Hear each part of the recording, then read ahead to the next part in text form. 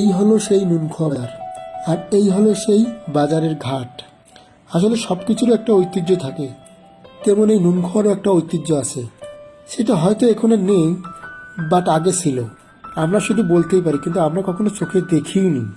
আমাদের দাদাদের কাছ থেকে অনেক শুনেছি যে এখানে নাকি আগে অনেক ব্ল্যাকি মাল আসতো, অর্থাৎ ভারত থেকে মাল আসতো, সেটাই। আর সব থেকে বেশি যেটা আসতো সেটা হচ্ছে লবণ। আর আমাদের এদিকে লোক ওই লবণ খেয়ে নুন বলে থাকে, আর এই কারণেই এটা নুনখোয়া বাজার নামে পরিচিত। অর্থাৎ সেই লবণ থেকে নুন, আর নুন থেকেই নুনখোয়া বাজার।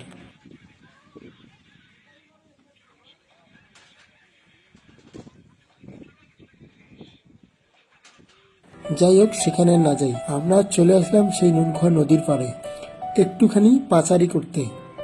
আসলে এখানে বিকেলবেলা বন্ধুর সাথে বলেন বা একা একা বলে না কেন, খুব ভালোই লাগে। আজকে আবার একটু বাতাস বইছে, হালকা ঠান্ডাও লাগতেছে।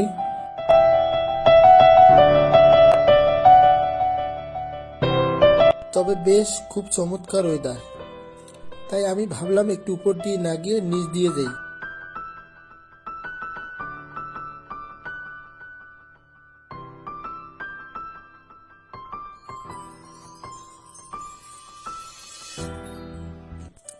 তারপর একটুখানি কয়েকটা পিকচার উঠাইলাম, কারণ এখানে এসে খুব ভালো লাগলো, ইচ্ছা হলো কয়েকটা পিক উঠাই।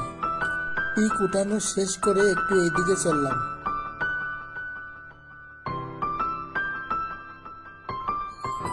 আসলে এই সময় এই নদীর পাড়ে পিক তুললে অনেক সুন্দর হয়, খুব সুন্দর ওয়েদার। প্রায় সবাই আসে এই সময় এখানে আড্ডা দিতে, পিক ওঠাতে। তারপর একটুখানি সামনে চলতেই নিচ দিয়ে আর যাওয়া যাচ্ছে না।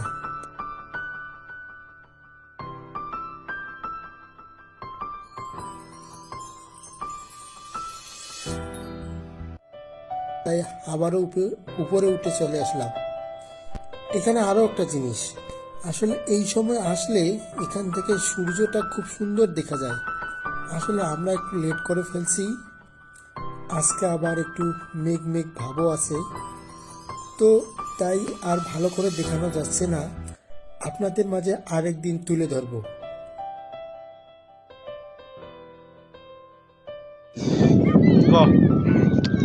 আপনারা সবাই সাপোর্ট করবেন, এবং আমার শ্রদ্ধেয় বন্ধু, প্রাণের বন্ধু, যদি কেউ নাম্বারটা দিয়ে দেন, নাম্বারটা সাপোর্ট করতে চান, আর বন্ধুর নাম্বারটা নিয়ে দেন, NK মমিনুল 0.01।